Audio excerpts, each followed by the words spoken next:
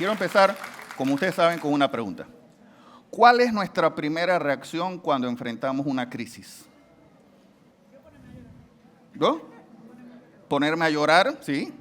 ¿Qué pasa cuando una crisis nos alcanza, nos enfrenta? ¿Cuál es nuestra primera reacción? ¿Perdón? Quejarme, miedo, tristeza, ¿qué más? ¿Cómo? Renegar, belleza, me gusta.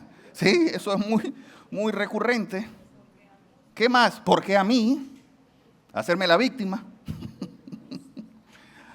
¿Qué pasa cuál es nuestra primera reacción? ¿Será que nos frustramos?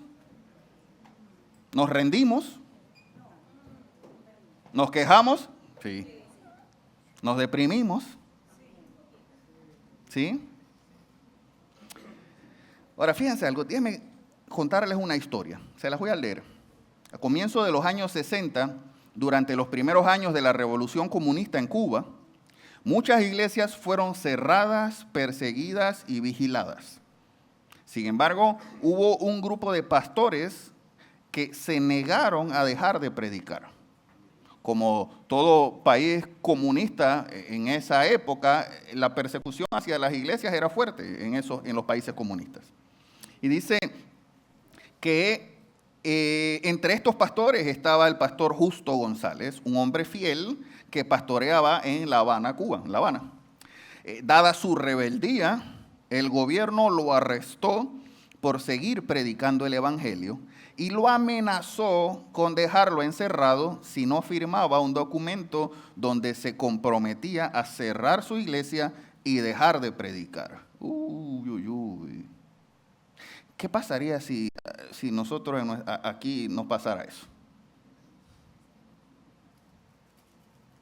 ¿Qué pasaría si hubiera tal presión que nos digan, vamos a cerrar la puerta de Iglesia Vida? Daniel, tienes que firmar un documento de que no vas a predicar más nunca. Imagínense eso. Ahora bien, estaba aquí entre ese grupo, hubo un grupo que se resistió a eso y dijo, no, negativo. Y entre esos estaba el pastor Justo González. Así que fue encerrado en una celda oscura, sin Biblia, sin familia y sin ningún tipo de garantías. Pero allí en medio del sufrimiento y en medio de la injusticia, el pastor Justo, empezó a cantar himnos de memoria. Oraba en voz alta y en lugar de quejarse, adoraba a Dios con pasión. Su voz era escuchada por los demás presos e incluso por los guardias del precinto. Dice que con el tiempo algunos comenzaron a hacerle preguntas sobre la fe y otros prisioneros incluso lo buscaban para que orara por ellos. Justo no tenía púlpito, no tenía micrófono, no tenía libertad, pero tenía una voz que adoraba a Dios. Y Dios la usó para abrir puertas y enviar salvación a personas en ese lugar. En medio del sufrimiento, en medio de la crisis, en medio del dolor. Dice que meses después el pastor Justo fue liberado de la cárcel y luego de esto dice que uno de los oficiales de la prisión lo visitó en secreto en su casa. Me van a llevar de nuevo, pensó. Dice que de momento Justo se asustó, pues pensaba que lo encarcelarían otra vez. Sin embargo, este oficial lo que lo estaba buscando era para que le diera ayuda espiritual.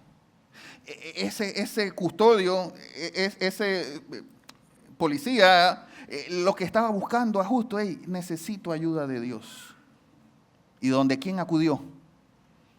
Donde quien escuchó día tras día tras día, adorando a Dios, orando en voz alta y ayudando a todos los presos del recinto. ¡Wow! Y dice que el testimonio de Justo, de adoración en medio del sufrimiento, no solo impactó a otros prisioneros, a los oficiales de la cárcel, sino que también a su propio hijo, que se llama igual, Justo González, quien, inspirado por la tenacidad de su padre, se convirtió en un reconocido teólogo e historiador cristiano.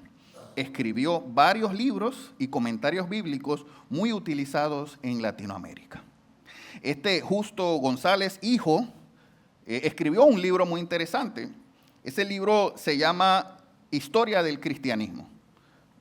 De hecho, parte de ese libro utilizamos hace algún tiempo para una de las clases de Vida Coach, cuando dimos historia de la iglesia cristiana. Sin embargo, lo que resalta aquí es la tenacidad de su padre en medio de la crisis. ¿Cuál fue la reacción de su padre en medio de la crisis? Cuando lo presionaron para dejar de predicar, cuando lo encerraron en un calabozo, cuando le quitaron todas sus libertades, allí él adoraba, oraba y fue de bendición para otros. ¿A qué les recuerda esta historia? ¿A quién? Así es. Esta historia es muy, muy parecida a la historia de Pablo y Silas. ¿Se acuerdan de Pablo y Silas? Capítulo 16 del libro de Hechos, vamos a verla hoy, esa historia. Pero antes de eso, déjenme ponerle un contexto de lo que estaba sucediendo. La semana pasada, José predicó sobre que Bernabé y Pablo se separaron, ¿se acuerdan? Ellos tuvieron una discusión sobre si Juan Marcos debía o no debía estar ir con ellos, y se separan. Bernabé tomó a Marcos y se fueron a Chipre. Y Pablo tomó a Silas y se fueron a Siria, Cilicia, y allí iniciaron lo que fue el segundo viaje misionero de Pablo. ¿Ok? Silas era judío de Jerusalén y fue clave en el ministerio de Pablo. De hecho, Pablo lo menciona en 3 de sus cartas, en 1 y 2 de Tesalonicenses, y también lo menciona en 2 de Corintios. Es decir, que estaba allí con Pablo en ese recorrido. Silas tenía buena reputación. ¿Se acuerdan que Silas fue uno de los que en el concilio de Jerusalén escogen a 2, a Silas y a Judas, para que junto con Pablo y Bernabé fueran a llevar las cartas de la decisión que se había tomado en el concilio en Jerusalén? Bueno, tenía buena reputación. Era alguien con, digamos, con peso, alguien reconocido, alguien que inspiraba a los demás. Ese era Silas. ¿Okay? Silas, además de eso, era profeta y ciudadano romano. Tenía la ciudadanía romana, y eso es clave también en esta historia. Dominaba muy bien el idioma griego. ¿Saben por qué?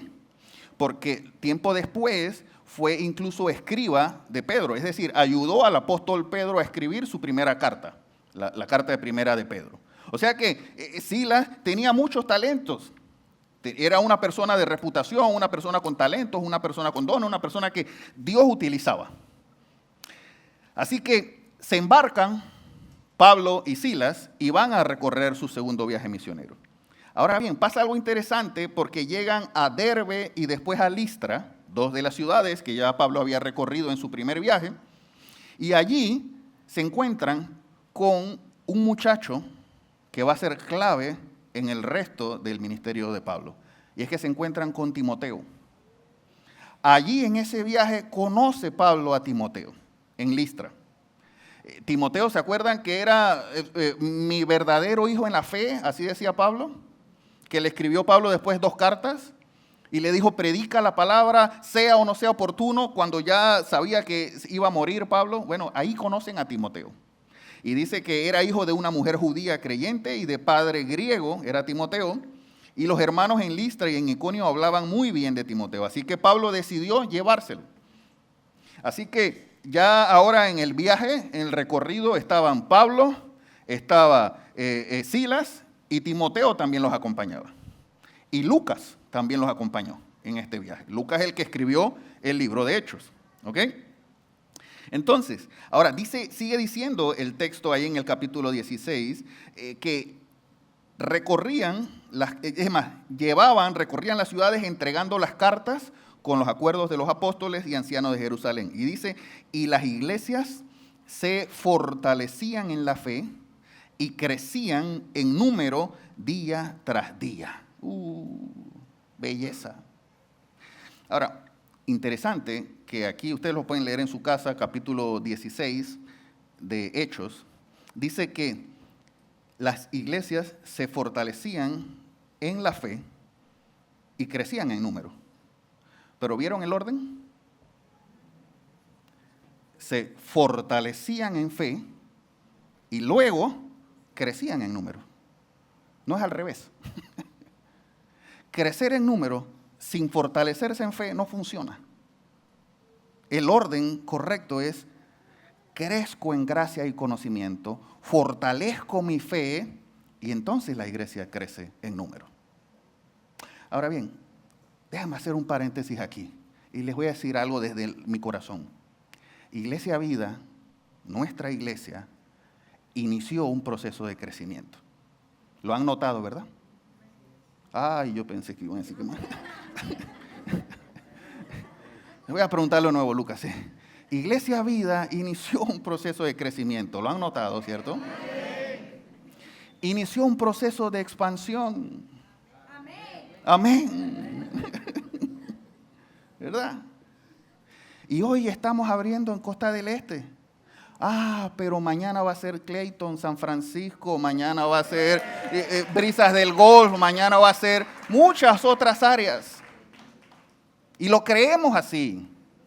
Así Dios lo ha puesto en nuestro corazón. Sabemos que este es el tiempo en que Dios ha preparado para que haya esa expansión de esta iglesia. Ahora, ¿saben qué?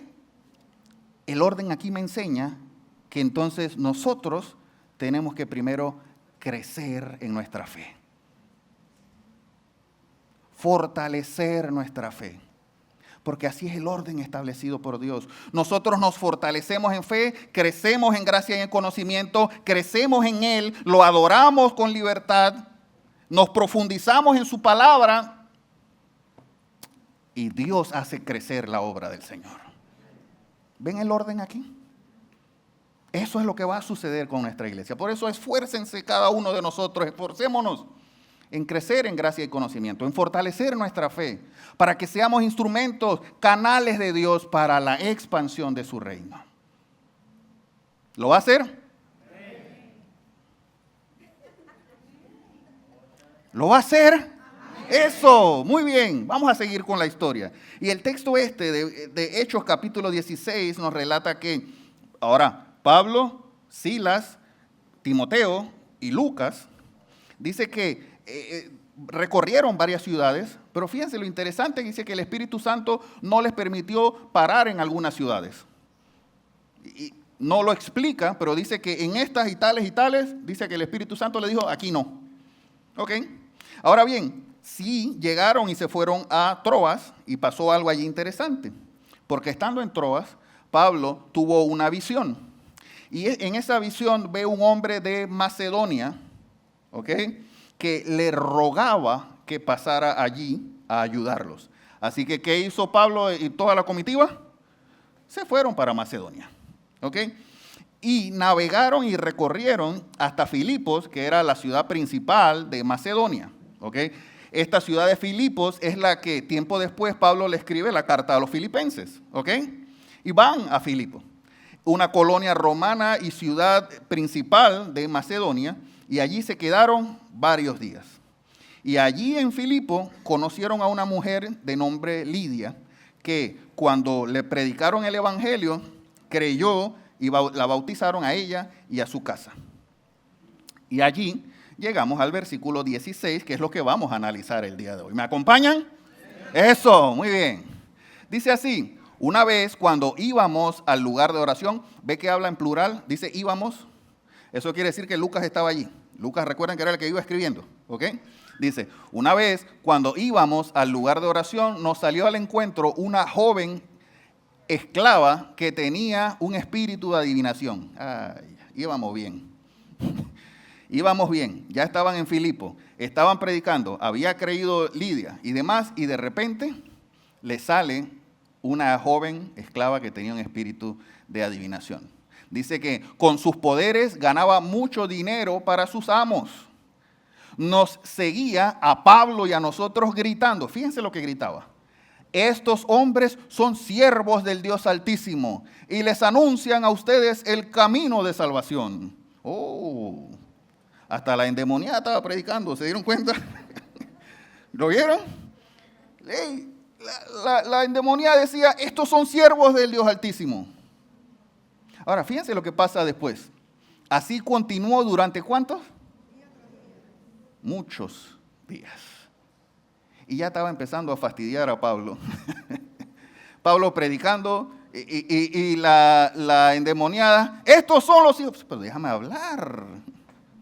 Así que Pablo se cansó de esa situación y dice que por fin Pablo se molestó tanto que se volvió y reprendió al espíritu. Y le dijo, en el nombre de Jesucristo te ordeno que salgas de ella. Miren la autoridad que tenía Pablo. En el nombre de Jesucristo te ordeno, no me estás dejando predicar el evangelio. Yo tengo una misión. Puede ser que estés hablando bien, pero yo tengo una misión y tú me estás entorpeciendo. Así que en el nombre de Jesús, sal de ella. Y dice que, y en aquel mismo momento, el espíritu la dejó, salió. Y ahí empezó el problema. Porque dice el versículo 19 que cuando los amos de la joven se dieron cuenta que se les había esfumado la esperanza de ganar dinero. Es decir, Pablo les había dañado el negocio. Pablo les había cerrado las puertas de su negocio.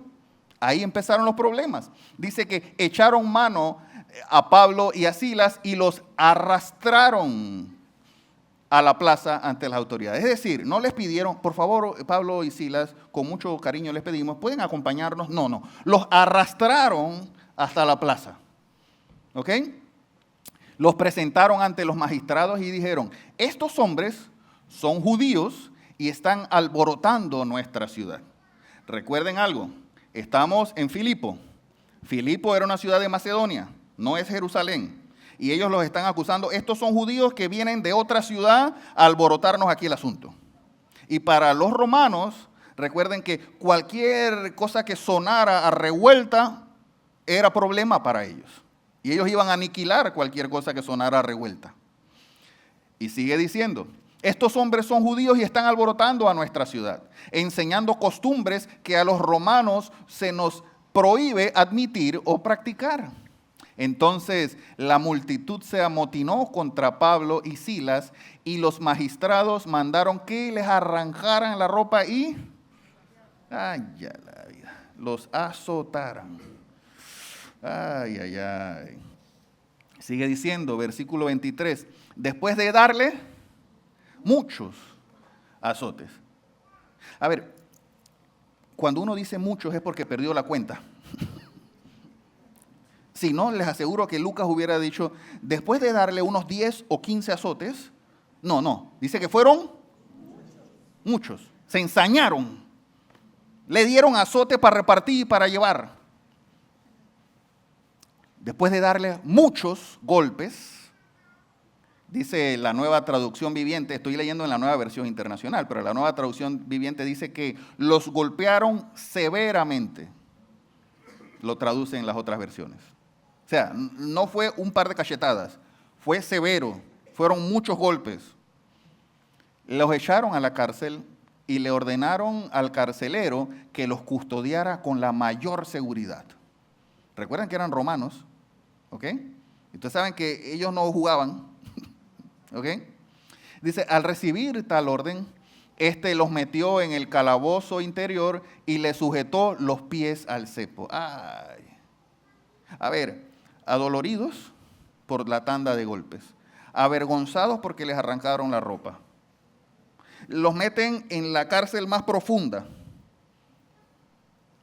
probablemente en oscuridad, encadenados y encima los pies agarrados al cepo.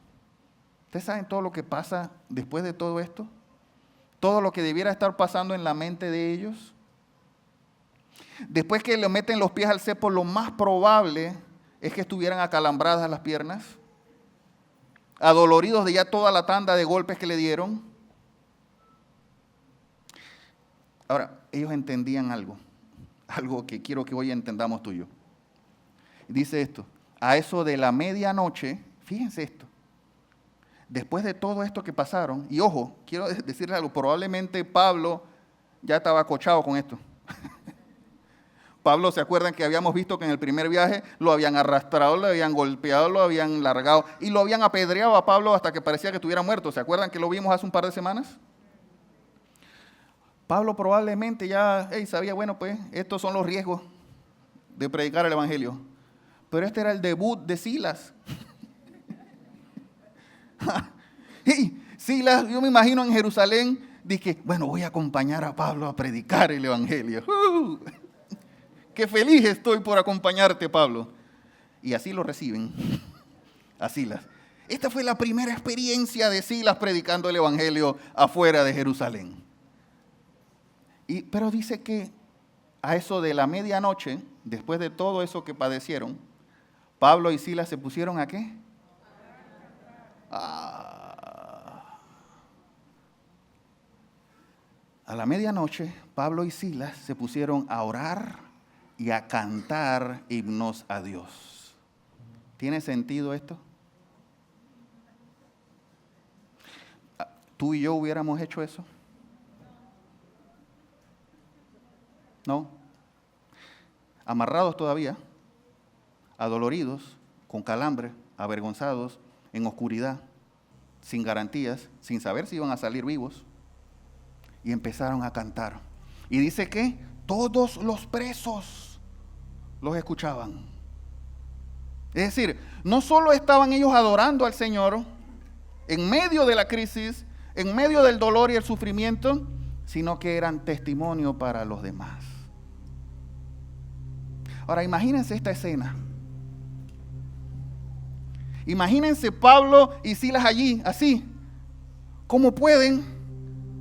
Probablemente sangrando, adorando al Señor. ¿Cómo pueden? Levantando sus manos y diciendo: yo me rindo, Señor. Tú eres el que tienes el control de todo. Todo está en tus manos. Todo gira en torno a ti. Ahora, quiero que recreemos un momentito esa escena. ¿Se atreven? ¿Ok? ¿Se atreven a hacerlo? Imagínense ahora Pablo y Silas cantando: tu fidelidad es grande, tu fidelidad incomparable, nadie como tú, bendito Dios. Grande es tu fidelidad. ¿Puede hacerlo una vez más y más alto? Así como Pablo y Silas. Tu fidelidad es grande. Usted y yo no estamos amarrados. Tu fidelidad incomparable. Nadie como tú. Bendito Dios, grande es tu fidelidad. Ahora, ¿qué tal si le subimos el tono un poquito? Tu fidelidad es grande, tu fidelidad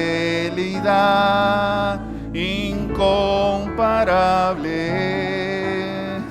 Nadie como tú, bendito Dios, grande es tu fidelidad. Ahí en medio de la crisis, ellos cantaban y adoraban al Señor. No importaba lo que estaba sucediendo, ellos entendían que Dios estaba en control y que su fidelidad es grande por encima de cualquier circunstancia. Tú y yo tenemos la oportunidad de adorar al Señor en nuestras crisis. Y sigue diciendo la historia, fíjense esto, que de repente se produjo un terremoto tan fuerte que la cárcel se estremeció hasta sus cimientos. ¿Quién envió ese terremoto? El poder de la alabanza a nuestro Dios. Su palabra nos enseña que Él habita en medio de la alabanza de su pueblo. Y dice que hubo un terremoto que estremeció hasta los cimientos. Y al instante se abrieron todas las puertas y los presos se les soltaron las cadenas. El poder de Dios actuando. Y dice que el carcelero despertó. A ver, estaba dormido. Despertó. ¿Se dieron cuenta? No estaba haciendo como que muy bien su trabajo. No sé si es que las canciones de Pablo y Silas lo arrullaron. No lo sabemos. Pero dice que despertó y al ver las puertas de la cárcel de par en par, sacó la espada y estuvo a punto de matarse. ¿Por qué? Porque es que eso es lo que le iba a costar, donde ellos dejaran escapar un preso y encima le dijeron: mételo en lo más profundo, encadénalo, ponlo en el cepo, hazle todas estas cosas, azótalo y que se les escape. Él sabía que ya le iban a cortar la cabeza no solo a él, sino a toda la familia. Y dice que sacó la espada y estuvo a punto de matarse porque pensaba que los presos se habían escapado. Pero fíjense lo interesante, Pablo le gritó, no te hagas ningún daño, todos estamos aquí. Ahora, les hago una pregunta. Estoy adorando al Señor. El Señor envía un terremoto, ¿verdad? Se me sueltan las cadenas milagrosamente. Se abren las puertas. ¿Qué hubiéramos hecho tú y yo? ¿Ah? ¿Qué hubiéramos hecho tú y yo? Corremos, aquí nadie, ni Silas me hubiera visto. Silas, arréglatelas tú que yo voy para adelante. ¿Ah? Eso es lo que hubiéramos hecho tú y yo, correr. No, pero Pablo estaba entendiendo allí, hay un propósito con que yo esté aquí en esta cárcel. Dios tiene algo preparado y por eso me tiene aquí a mí. Y dice, el carcelero pidió luz, entró precipitadamente y se echó temblando a los pies de Pablo y Silas. Y allí Pablo entiende, ya sé para qué estoy aquí. Ya sé por qué Dios está permitiendo esta crisis. Ya sé por qué estoy en esta cárcel.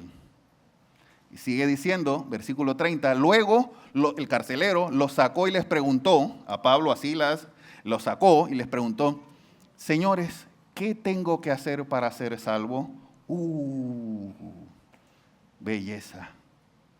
Ya no solo estaban adorando al Señor en medio de la crisis, del dolor y del sufrimiento, ya no solo había paz en ellos, esa paz que nadie explica, me imagino que ni siquiera los presos que estaban alrededor de ellos lo entendían, sino que ahora Dios estaba utilizándolos para enviar bendición y salvación. Y fíjense esto, miren lo que le responde Pablo, cree en el Señor Jesús, así tú y tu familia serán salvos. Dios estaba utilizando a Pablo para llevar salvación a una familia. Y dice, luego, versículo 32, les expusieron la palabra de Dios a él y a todos los que más que estaban en su casa. Es decir, les predicó la palabra. Adolorido, golpeado, sangrando, bueno, ya no estaba encadenado, pero te aseguro que todavía le dolía, ¿ok? ¿Y qué dijo? No importa lo que esté sucediendo alrededor, ya entendí por qué estoy aquí, ya entendí que esto es parte de mi misión, ya entendí que Jesús me dijo, ve y haz discípulos, y yo tengo que donde sea que esté, y no importa la circunstancia, hacer discípulos. Así que le expusieron la palabra a él y a todos los demás en su casa. A esas horas de la noche, recuerden que era medianoche, a esas horas de la noche, el carcelero se los llevó y les lavó las heridas. Enseguida fueron bautizados él y toda su familia. Llegó salvación a esa casa. ¿Lo vieron? Dice, el carcelero los llevó a su casa, les sirvió comida, ven que es de Dios, les sirvió comida y se alegró mucho, dice, junto con toda su familia por haber creído en Dios. El poder de Dios actuando en medio de la alabanza de su pueblo. ¿Lo ven? Por eso la Biblia nos enseña que Él habita, Él se mueve en la alabanza de su pueblo. No es nada más cantar, es la adoración a Él. Es Él actuando en medio de eso. Y sigue diciendo, versículo 35, al amanecer, los magistrados mandaron a unos guardias al carcelero con esta orden, suelta a esos hombres. Fíjense, ¿se acuerdan que ellos no se escaparon? Ellos se quedaron allí. ¿Ok? Y dice, suelta a estos hombres. El carcelero entonces les informó a Pablo, los magistrados han ordenado que los suelte. Así que pueden irse, váyanse en paz. El poder de Dios actuando. Ahora bien, tú y yo, gracias a Dios, no pasamos este tipo de cosas. ¿Ok?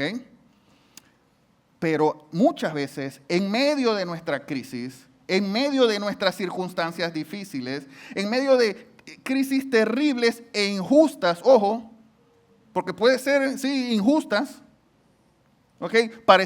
Silas pareciera que estaba haciendo lo correcto, y así lo reciben, ¿era justo?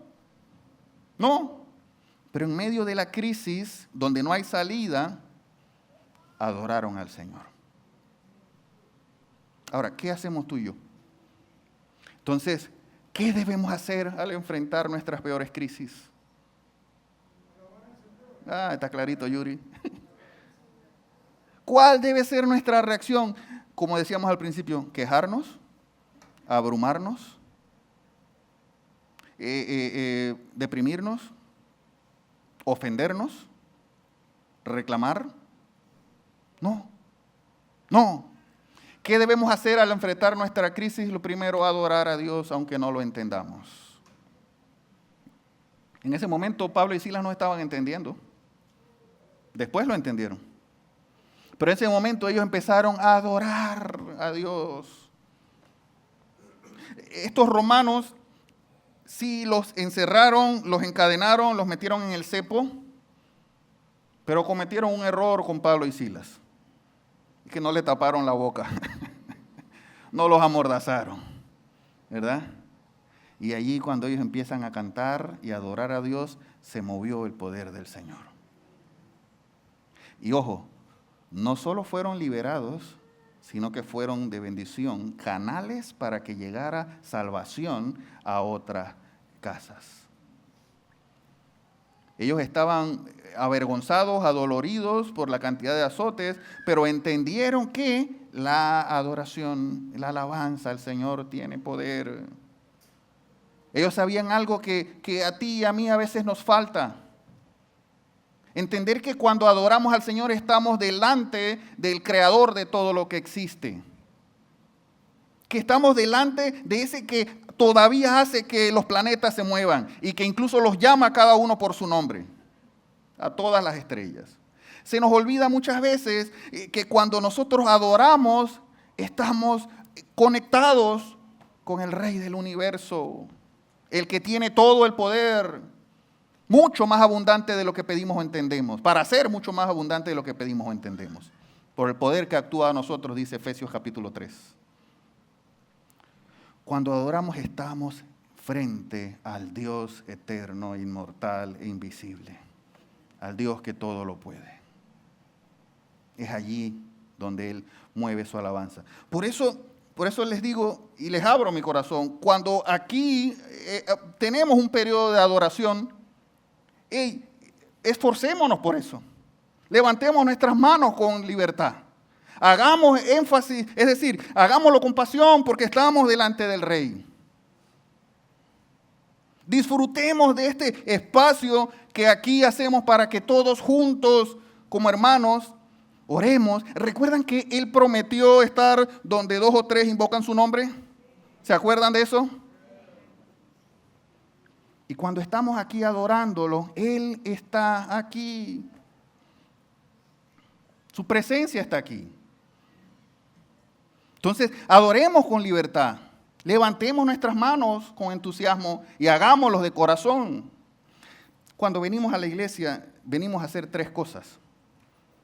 Venimos a dar, a recibir y a compartir. Venimos a darle juntos como hermanos la adoración a Él. Levantar nuestras manos y que nuestra adoración, dice la palabra, suba como ofrenda de olor fragante ante su trono. No es unas canciones lindas que prepararon los muchachos de música en la semana para que cantemos. Es un periodo de adoración donde vamos a estar frente al Rey del universo, todos juntos, adorándole y levantando nuestras voces para exaltarlo y para agradecerle por todo lo que ha hecho. Ese es el periodo de adoración. Si usted llega tarde, se perdió esa tremenda oportunidad de adorar juntos al Rey. Venimos a escuchar, a adorar al Señor, venimos a escuchar su instrucción, a aprender de su palabra y venimos a compartir unos con otros, a animarnos unos a otros. A eso venimos a la iglesia. Entonces, si usted llega tarde, se perdió la parte de la adoración a Dios. Y si se va temprano, se perdió la parte de animarnos unos a otros. Así que usted llegue antes que inicie el culto y váyase de último para que comparta con todos. No desaproveche las oportunidades que Dios nos da para poder adorarle. Fíjense, esto lo entendía muy bien el rey David. ¿Se acuerdan del rey David? Obviamente, ¿no? El rey David, ¿sabes cuántos salmos de adoración escribió? Entendía que había poder en la alabanza a Dios. Y por eso, entre muchos de los salmos que escribe el Salmo 150, ustedes lo conocen. Dice así, alaben, lo voy a leer en la Nueva Versión Internacional. Alaben a Dios en su santuario, alábenlo en su poderoso firmamento, alábenlo por sus proezas, alábenlo por su inmensa grandeza, alábenlo con sonido de trompetas, alábenlo con el arpa y la lira, alábenlo con panderos y danzas, alábenlo con cuerdas y flautas, alábenlo con címbalos sonoros, alábenlo con címbalos resonantes, que todo lo que respiren, alabe al Señor. Ese es el David escribiendo, entendiendo el poder que hay en la adoración al Señor, en la alabanza de su pueblo. Ahora, ¿qué tal si contemporarizamos, lo dije bien, ¿verdad? Ese salmo. Aquí lo que David estaba tratando de decir, si estuviera aquí en nuestros días, es alábenlo aquí en la iglesia. Pero cuando salen, que vean lo majestuoso del firmamento y de toda la creación, alábenlo allá afuera. Alábenlo con la batería, alábenlo con los micrófonos, alábenlo con el teclado, alábenlo con el bajo, alábenlo con la guitarra, alábenlo con las cámaras allá atrás, alábenlo con el equipo de sonido, alábenlo el welcome team, alábenlo las maestras, alábenlo todos los que están en la primera fila, alábenlo los que están allá atrás. Y termina diciendo, David, ¿estás respirando? ¿Estás respirando? Entonces alaba al Señor. Eso es lo que está diciendo David. Si David estuviera aquí hoy, hubiera mencionado todo lo que le mencioné. Entendía David que hay poder en la alabanza a él. Quizás algunos digan, Daniel, ¿cómo yo voy a alabar? Me siento destruido por dentro. Me atacaron con todo. No tengo ánimos de adorar. Estoy frustrado por mi situación. Mi negocio está quebrando. Me botaron del trabajo. Fracasé en mi examen de la universidad. Alguien dijo, ¿qué? Ahora oramos a la salida. Algunos van a decir, ¿cómo puedo adorar al Señor en esta circunstancia? Ahora, ¿saben algo? Adorar no significa ignorar el dolor. Adorar no significa que no te vas a seguir doliendo. Pablo y Silas, les aseguro que les dolía la espalda y todos los huesos. Pero allí, en medio del dolor, levantaron sus voces y adoraron al Señor. Es reconocer mi dependencia hacia Dios. Eso es adorarle. Es reconocer, no estoy entendiendo, Señor. No comprendo lo que está sucediendo, pero confío en ti, levanto mi voz, levanto mis manos y te adoro a ti porque sé que es parte de tu plan. Porque sé que tú tienes cuidado de mí.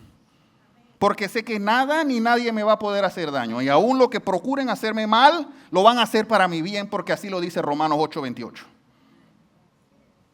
Algo me vas a enseñar en el proceso de crisis, Señor. Por eso te adoro y levanto mi voz para adorarte. Cuando adoramos de corazón, lo primero que sucede es que Él nos llena de su paz.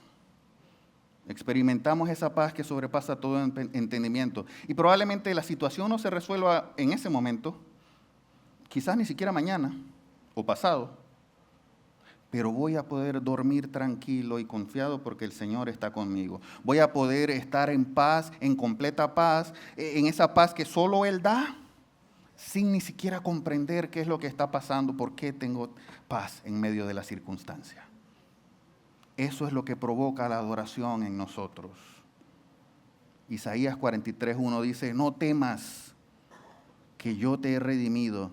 Te he llamado por tu nombre, tú eres mío. Cuando cruces las aguas, sí, vamos a cruzar las aguas, yo estaré contigo. Cuando cruces los ríos, no te cubrirán sus aguas. Cuando camines por el fuego, ay, sí, vamos a caminar por el fuego. No suena bonito, pero sí, vamos a caminar por el fuego. Dice, no te quemarás ni te abrazarán las llamas, porque yo soy el Señor, tu Dios, el Santo de Israel, tu Salvador. Eso nos dice el Señor. Adórame, porque aunque pases por el fuego, no te vas a quemar. Vas a experimentar paz en medio de la tormenta. Adórame. Yo voy a estar contigo allí.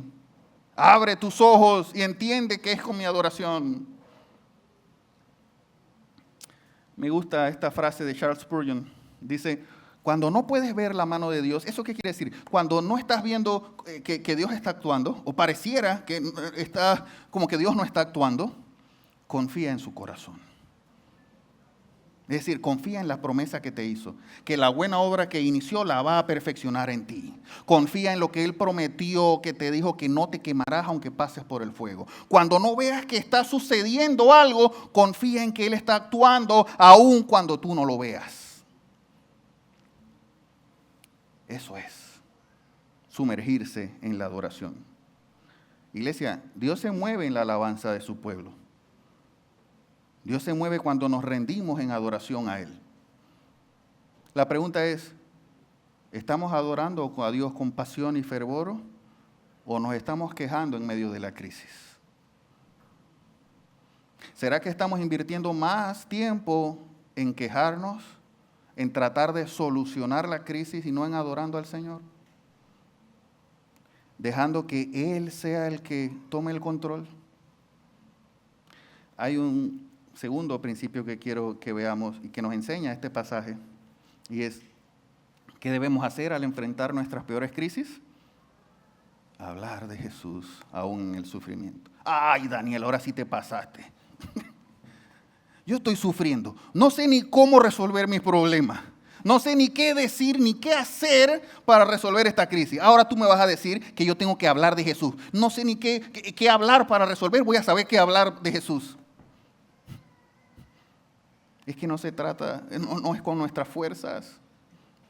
Dice la palabra, no es con nuestras fuerzas, es con su Santo Espíritu. Por eso es que primero nos sumergimos en la adoración, nos sumergimos en la alabanza, nos sumergimos en esa paz que sobrepasa todo entendimiento, que solo Él puede dar.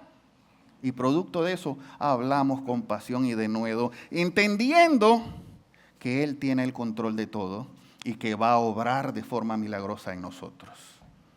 ¿Me siguen? Pablo y Silas entendieron, no salieron corriendo, ¿se acuerdan? Entendieron, por algo estoy aquí. Acabo de ver la poderosa mano de Dios obrar. Aquí me quedo porque tengo que hablar a otros de Jesús. Tengo que hablarles de esa paz que nosotros experimentamos, que en medio del sufrimiento pudimos cantar y adorar al Señor. Eso es lo que estaban haciendo ellos. En medio de las circunstancias difíciles, en medio del sufrimiento, habla a otros, sé de testimonio para otros. Dile, sí, yo estoy pasándola mal, pero sé que todo está en control de Él. Sé que Él sigue en su trono. En medio de la crisis es normal que nos sintamos mal, callados, que nos sintamos deprimidos y demás. Pero es allí en el sufrimiento donde se prueba nuestro carácter. Es donde se prueba el carácter de Cristo en nosotros. No cuando las cosas van bien. No se prueba cuando nos ganamos un premio. El carácter se prueba cuando en medio del sufrimiento o del dolor o de la crisis o de la dificultad, nuestra primera reacción es, te adoro, Señor, y te doy gracias porque sé que algo tienes para mí en esta situación. Allí se prueba nuestro carácter. Y en esa adoración, entonces Dios envía su paz. Y no solo para nosotros, sino que envía salvación para otros. Porque somos instrumento en sus manos. Romanos 8:8 dice, y sabemos que a los que aman a Dios, todas las cosas les ayudan a bien. Esto es, a los que conforme a su propósito son llamados. Ahora les tengo una buena noticia. Es que tú y yo fuimos llamados por Él. Fuimos llamados por Él para anunciar las buenas nuevas. Fuimos llamados por Él para ir y hacer discípulos. Fuimos llamados por Él para predicar el Evangelio. Fuimos llamados por Él para ser luz y sal de este mundo. Sí, fuimos llamados por Él. Y dice que como fuimos llamados, todas las cosas nos ayudan a bien. Aún la peor crisis nos ayuda para nuestro bien. Nos hace crecer en gracia y conocimiento de Él. Nos hace experimentar su paz. Nos hace experimentar su presencia. Nos hace experimentar su poder. Habla a otros. Me gusta esta frase de Tim Keller, belleza. Fíjense esto. Cuando el mundo ve a un cristiano atravesar el sufrimiento con esperanza. ¿Vieron esto? Atravesar el sufrimiento con esperanza. No es cuando ven a un cristiano que no atraviesa sufrimiento. No, porque los vamos a atravesar. Es la actitud nuestra. Cuando el mundo ve a un cristiano atravesar el sufrimiento con la esperanza. ¿Esperanza en quién? Esperanza en Él, porque Él tiene todas las cosas bajo control. Dice que ahí ese cristiano, tú y yo, que fuimos llamados, estamos predicando el Evangelio más poderosamente que muchos sermones. Ya ven que para predicar el Evangelio no necesitamos una tarima, un micrófono, luces, pantallas. Solamente nuestra actitud de adoración al Rey, cuando sufrimos con la esperanza puesta y la mirada puesta en Él, estamos predicando el Evangelio. Es decir, que ustedes y yo tenemos la oportunidad de predicar el Evangelio mucho mejor y más impactante que todo lo que hacemos acá cuando estamos afuera. Canales de bendición para otros. Les aseguro algo. Una persona cercana a usted se va a acordar más de tu actitud en frente del sufrimiento que de la prédica que vieron mía. ¿Sí? Les aseguro que les pueden mandar el video, mándenselo, el video de la prédica. Sí, mándenlo. Pero les aseguro que esa persona a quien ustedes le mandan el link de YouTube para que vea el video, va a quedar más impactado por la actitud suya, que por la prédica mía. Eso es predicar la mejor prédica que podemos dar. Nuestra actitud de adoración, nuestra actitud de esperanza, de confianza en Dios cuando atravesamos una crisis y un sufrimiento. Aún en medio de la crisis, Dios quiere usar tu vida para alcanzar a otros. La pregunta es, ¿estás aprovechando tu crisis como una plataforma para testificar? ¿Estás aprovechando tu crisis para enseñarle a otros cómo es la paz de Dios? ¿O será que los demás nos ven quejándonos más en medio de la crisis? Más que un agradecimiento a Dios en medio de la crisis. ¿Saben? Quiero ir cerrando con esto. Las crisis no son el final del camino. Las crisis no son, el derrumbe de todas las cosas. No. Es el lugar donde Dios manifiesta su poder y su fidelidad hacia nosotros. Es donde, allí en la crisis es donde vemos su poder actuar y su poder obrar. Y te digo algo. La próxima vez que tengas una crisis, levanta tus manos y adora al Señor. Pídele, gracias Dios, porque tu fidelidad es grande. Porque tú prometiste y cumplirás. Porque estás allí y seguirás estando conmigo. Y si en este momento estás en medio de una crisis, déjame decirte algo. Tienes una tremenda oportunidad de parte de Dios para experimentar su paz y adorarle con libertad. Y para mostrarle a los que están alrededor tuyo que Dios sigue estando en su trono, que tiene poder, que cuida de los suyos y que es fiel hasta el final.